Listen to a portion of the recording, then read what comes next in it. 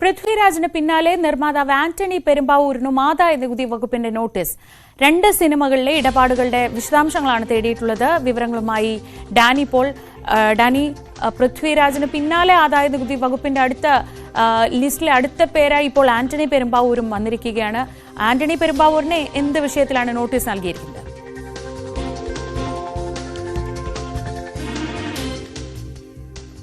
ശ്രീജ, ആന്റണി പെരുമ്പാവൂരിന് നൽകിയ നോട്ടീസിന്റെ വിശദാംശങ്ങൾ എന്ന് പറയുന്നത് 2 ചിത്രങ്ങളുടെ നിർമ്മാണം, അതുമായി ബന്ധപ്പെട്ടുകൊണ്ടുള്ള സാമ്പത്തിക കാര്യങ്ങൾ വ്യക്തമാക്കാനാണ് പറഞ്ഞിരിക്കുന്നത്. അതിലൊന്ന് മരക്കാർ അറബിക്കടലിന്റെ സിംഹം എന്ന ചിത്രം നേരത്തെ വന്നു പോയത്.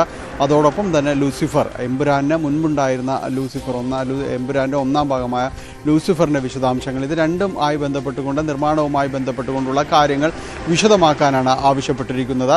ഇത് 2 വർഷം മുൻപ് ഈ 2022 ആദായ നികുതി വകുപ്പ് ഈ മലയാള സിനിമാ മേഖലയുമായി ബന്ധപ്പെട്ടുകൊണ്ട് അതിൻ്റെ നിർമ്മാണവുമായി ബന്ധപ്പെട്ടുകൊണ്ട് ചില പരിശോധനകൾ നടത്തിയിരുന്നു. അതിൽ ഈ ആശീർവാദ് ഫിലിംസ് ഉണ്ട്, അതോടൊപ്പം വേഫർ ഫിലിംസ് ഉണ്ട്, പൃഥ്വിരാജിൻ്റെ നിർമ്മാണ കമ്പനിയുണ്ട്. ഇതുമായി ബന്ധപ്പെട്ടുകൊണ്ടായിരുന്നു കൂടുതൽ അന്വേഷണങ്ങൾ നടന്നിരുന്നത്. അത് ഈ സിനിമാ മേഖലയിൽ വ്യാപകമായ രീതിയിൽ കള്ളപ്പണം ഇടപാട് നടക്കുന്നു എന്നുള്ള ആരോപണങ്ങളുടെ പശ്ചാത്തലത്തിലുമായിരുന്നു ഈ രീതിയിലുള്ളൊരു പരിശോധനകളെല്ലാം തന്നെ നടന്നുകൊണ്ടിരുന്നത്. അതിനുശേഷം ഇതിൻ്റെ ഒരു തുടർ നടപടി എന്ന രീതിയിലാണ് സാങ്കേതികമായി ഇത് സംബന്ധിച്ചുകൊണ്ട് ആദായ നികുതി വകുപ്പ് അടക്കമുള്ളവർ ഇതിനെ വിശേഷിപ്പിക്കുന്നത്. പക്ഷേ ഇപ്പോൾ ഈ എമ്പുരാൻ എഫക്റ്റ് എന്ന രീതിയിൽ തന്നെയാണ് പൊതുവേ തന്നെ ഇതിനെ കാണുകയും ചെയ്യുന്നത്. കാരണം ഇതുമായി ബന്ധപ്പെട്ടുകൊണ്ട് EDയുടെ റെയ്ഡ് നിർമ്മാതാവിൻ്റെ വീട്ടിൽ, ഗോകുലം ഗോപാലിൻ്റെ വീട്ടിൽ നടക്കുന്നു. അതിനുശേഷം പൃഥ്വിരാജിന് നോട്ടീസ് നൽകുന്നു. അതും നേരത്തെയുള്ള സിനിമകളുടെ നിർമ്മാണവുമായി ബന്ധപ്പെട്ടുകൊണ്ടുള്ള കാര്യങ്ങളുമാണ്. ഇപ്പോൾ ആന്റണി പെരുമ്പാവൂരിനും ഇത് സംബന്ധിയായ നോട്ടീസ് നൽകുകയും ചെയ്യുന്നുണ്ട്. ഇതിലെല്ലാം തന്നെ പ്രധാനമായും ഇപ്പോൾ പുതുതായി വന്നിരിക്കുന്ന നോട്ടീസുമായി ബന്ധപ്പെട്ടുകൊണ്ട് അറിയാനായിട്ട് സാധിക്കുന്നത് ഈ സിനിമയുടെ വിതരണാവകാശം വിദേശ രാജ്യങ്ങളിൽ കൊടുത്തതുമായി ബന്ധപ്പെട്ടുകൊണ്ടുള്ള സാമ്പത്തിക ക്രയവിക്രയങ്ങളാണ് ഇതിലേക്ക് വരുന്നത് എന്നതാണ് അറിയാനായിട്ട് സാധിക്കുന്നത്. വിദേശത്ത് ഇതിൻ്റെ ഒരു പ്രദർശന അനുമതി നൽകുന്നു. അതുമായി ബന്ധപ്പെട്ട് നടക്കുന്ന സാമ്പത്തിക ഇടപാടുകളുടെ ഉള്ളറകളാണ് ഇപ്പോൾ ആദായ നികുതി വകുപ്പ് അന്വേഷിക്കുന്നത്. ഇതുമായി ബന്ധപ്പെട്ടുകൊണ്ട് കൂടുതൽ വിശദീകരണം നൽകുക, ആർക്ക് എങ്ങനെയാണ് സാമ്പത്തിക ഇടപാടുകൾ നടത്തിയത് എന്നതാണ് ഇതിൽ കൂടുതലായിട്ടും തന്നെ അന്വേഷണം നടക്കുകയും ചെയ്യുന്നത്. പൃഥ്വിരാജിന് നൽകിയ നോട്ടീസിൽ അദ്ദേഹം ഈ നിർമ്മാണങ്ങളുടെ സഹനിർമ്മാതാവ് എന്ന രീതിയിലാണ് ഇതിൽ സാമ്പത്തിക നേട്ടം ഉണ്ടാക്കിയത്. അതിൽ എങ്ങനെയാണ് ഇടപാടുകൾ നടന്നത് എന്നതടക്കമുള്ള കാര്യങ്ങളാണ് അന്വേഷിക്കുന്നത്. ആന്റണി പെരുമ്പാവൂരിനും സമാനമായ രീതിയിൽ തന്നെയാണ് വിശദീകരണം ആവശ്യപ്പെട്ടിരിക്കുന്നത്. ആദായ നികുതി വകുപ്പ് പറയുന്നത് ഇത് ഒരു സ്വാഭാവിക നടപടിയാണ്. 2022 പല രീതിയിലുള്ള അന്വേഷണങ്ങൾ അത്തരം കാര്യങ്ങളുമായി ബന്ധപ്പെട്ട് നടന്നിരുന്നു.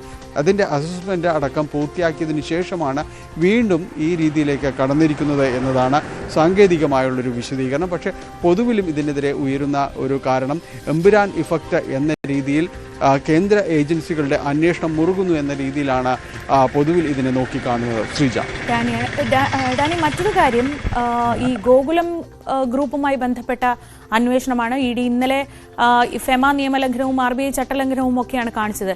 ഇനിയിപ്പോൾ ഈ അന്വേഷണം എങ്ങനെയാണ് തുടരുക? ഈ മൊഴി വിശദമായി പരിശോധിക്കുമോ? എന്തൊക്കെയാണ് വിശദാംശങ്ങൾ?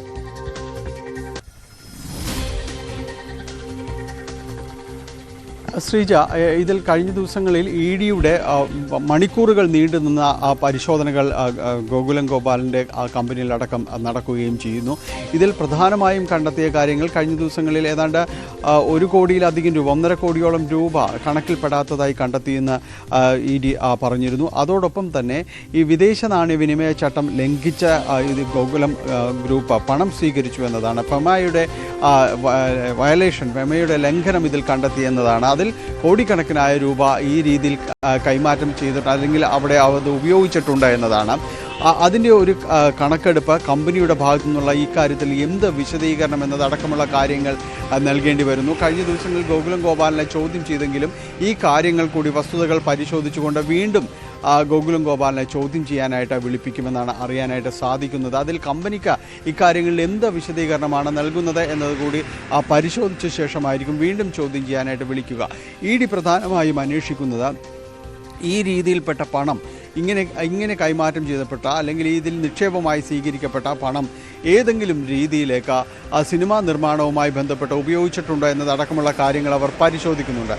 കാരണം കഴിഞ്ഞ കുറച്ച് നാളുകളായി ഗോകുലം ഗ്രൂപ്പ് ഈ രീതിയിൽ സിനിമാ നിർമ്മാണ മേഖലയിൽ വളരെ സജീവമായി ഇടപെടുന്ന ഒരു ഗ്രൂപ്പ് തന്നെയാണ്. നമുക്കറിയാം എമ്പുരാൻ സിനിമ അത് പ്രദർശനത്തിലേക്ക് പോകുമ്പോൾ അതിൻ്റെ ഒരു പ്രതിസന്ധി ഘട്ടമുണ്ടായിരുന്നു. അതിന് നിർമ്മാതാവ് തന്നെ അതിൽ നിന്ന് മറ്റൊരു കമ്പനി പിന്മാറുന്ന ഘട്ടമുണ്ടായിരുന്നു. അപ്പോഴാണ് ഗോകുലം ഗ്രൂപ്പ് ഇതിലേക്ക് കടന്നു വരികയും ചെയ്യുന്നത്. അപ്പോൾ ഇതിൽ പൊതുവിൽ ആരോപിക്കപ്പെടുന്നത് അതുകൊണ്ടുള്ള ഈ കേന്ദ്ര ഏജൻസികളുടെ ഒരു നടപടി എന്ന രീതിയിലെല്ലാം തന്നെ വ്യാഖ്യാനിക്കപ്പെടുന്നുണ്ടെങ്കിലും പിന്നീട് EDയുടെ തന്നെ ഇതുമായി ബന്ധപ്പെട്ടുകൊണ്ടുള്ള വാർത്താക്കുറിപ്പുണ്ടായിരുന്നു. ഈ വലിയ രീതിയിലുള്ള കണ്ടെത്തലുകൾ അവിടെ നടന്നിരുന്നു എന്നത്. അപ്പോൾ അവർ അന്വേഷിക്കുന്നത് ഈ രീതിയിലേക്ക് ഈ വിനിമയ ചട്ടപ്രകാരം അതിൻ്റെ ഒരു ലംഘന പ്രകാരം സ്വീകരിച്ച പണങ്ങളിൽ നിക്ഷേപമായി സ്വീകരിച്ച പണം ഏതെങ്കിലും രീതിയിലേക്ക് ഈ സിനിമാ നിർമ്മാണ മേഖലയിൽ അടക്കം ഉപയോഗിച്ചോ എന്നതാണ്. അത് എമ്പുരാനിലും അടക്കം അത്തരം സാധ്യതകൾ ED പരിശോധിക്കുന്നുണ്ട്. അതിൻ്റെ നിർമ്മാണ മേഖലയിൽ അടക്കം കടന്നു വന്നിട്ടുണ്ടോ എന്ന് പരിശോധിക്കുന്നുണ്ട്. അപ്പോൾ ഈ വസ്തുതകൾ പരിശോധിച്ച് അതിലേതെങ്കിലും രീതിയിൽ ചോദ്യം ചെയ്യപ്പെടേണ്ടതുണ്ടെങ്കിൽ വരും ദിവസങ്ങളിൽ വീണ്ടും ചോദ്യം ചെയ്യലിലേക്ക് ED കടക്കും. ഡാനി പോളാണ് വിവരങ്ങൾ നൽകിയത് കൊച്ചിയിൽ നിന്ന്.